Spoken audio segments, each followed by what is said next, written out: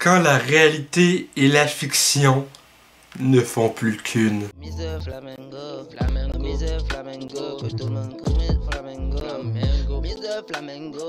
Bonjour tout le monde, ici Michael, ou Mr. Flamingo si vous préférez, et bienvenue pour cette nouvelle vidéo. Les deux premiers épisodes de Daredevil Born Again sortaient sur Disney+, le 4 mars dernier. Je les ai regardés, je me suis repris un abonnement Disney+. J'ai adoré les deux premières saisons sur Netflix de Daredevil. Toujours pas vu la troisième, mais c'est un détail. Pour ce que j'ai vu de cette série Disney+, et la version Netflix, qui est maintenant sur Disney+, je trouve que c'est une continuation quand même relativement bien établie de ce qui a été fait auparavant, tout en embrassant ce qui s'en vient. Et c'est toujours aussi plaisant de revoir Charlie Cox et Vincent D'Onofrio dans ces rôles-là de Daredevil et Kingpin. Deborah Ann Woll et Eldon Henson revenir dans leur rôle respectif de Karen et Foggy. Sans rentrer dans les détails, ces deux personnages-là ont pris un peu du recul par rapport à leur rôle dans cette nouvelle série. Mais je pense que c'est pas forcément une mauvaise chose parce que autant on aime ces personnages-là, autant, selon moi, les personnages qui nous sont introduits dans cette nouvelle série sont tout aussi intéressants. Et les enjeux tout autant. Aucun spoiler, mais je pense que c'est vraiment intéressant de voir justement Daredevil un peu plus au second plan et plus d'emphase sur Matt Murdock. Okay? Parce que ça fait quand même au-dessus de 7 ans depuis la dernière saison Netflix. Et autant on a vu Matt Murdock dans Spider-Man No Way Home brièvement, d'avoir de quoi qui est vraiment plus, tu sais, qui est axé sur lui et comment il fonctionne, comment sa vie a évolué depuis la dernière saison. C'est tellement intéressant. Et Wilson Fisk, son changement un petit peu, si je peux dire, de personnalité au point de vue du public versus qui il est réellement quand on le voit en huis clos, si je peux dire, c'est tout aussi intéressant.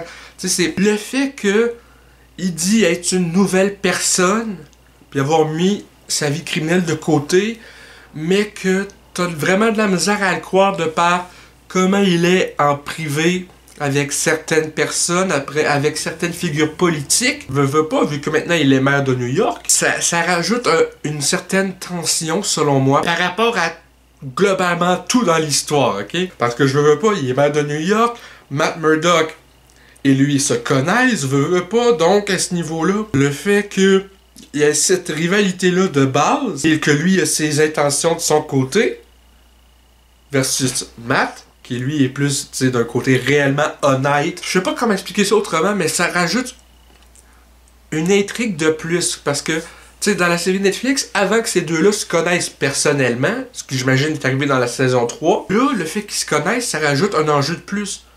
Et Fisk, tu sais, il est Kingpin, mais en même temps, tu sais, si lui, il essaie de dire aux gens que Matt Murdock est Daredevil, qui va le croire? Je veux dire, le gars, c'est un aveugle. Il y a vraiment un intense conflit qui s'installe, et j'ai très hâte de voir ça évoluer au cours des prochains, il y a 9 épisodes la saison 1, donc les prochains 7 épisodes. Vraiment de la façon que tout nous introduit. Certaines intrigues aussi qui vont, j'imagine, évoluer. Par exemple, il y a des policiers corrompus qui ont un tatouage de crâne de Punisher, mais avec un drapeau américain dans le front. Sachant que John Bernthal revient en étant le Punisher dans cette série-là, j'ai très hâte de voir comment Frank Castle va réagir par rapport à ceux qui utilisent son symbole de façon totalement corrompue. Mais là, on va aller dans les aspects un peu plus mix, voire négatifs que j'ai sur ces deux premiers épisodes-là. Ça va pas être un problème pour ben du monde, mais pour moi, qui est un fan de doublage, la série n'a pas de doublage québécois. Toutes les séries Marvel de Netflix n'étaient pas doublées au Québec, juste en France. Mais là, comme c'est Marvel Studios sur Disney+, je me serais attendu à ce que là, il y ait une évolution dans ces affaires-là, parce que la plupart des trucs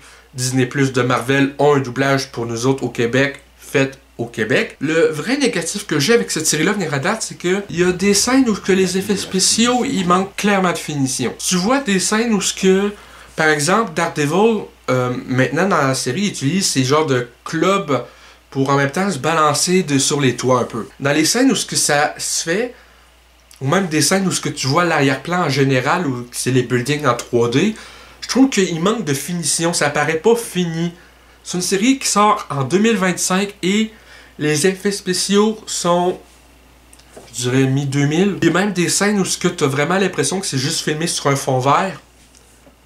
Et quand t'es quelqu'un avec l'argent de Disney, C'est pas supposé. Mais veux pas, pour moi, à date, c'est un début très solide. Pour finir, je dirais que à date, les 2 premiers épisodes, pour moi, c'est un solide 8 sur 10. Fait que sur ça va être tout pour cette vidéo critique. Premières impressions sur les 2 premiers épisodes de Daredevil Born Again. J'espère que ça vous a plu. Si c'est le cas, n'hésitez pas à me le dire dans les commentaires, à laisser un petit like, ça fait toujours plaisir. Et un abonnement à ma chaîne pour de nouvelles vidéos chaque semaine, normalement. Sur ça, c'était Michael, et je vous dis à la prochaine. Peace and love.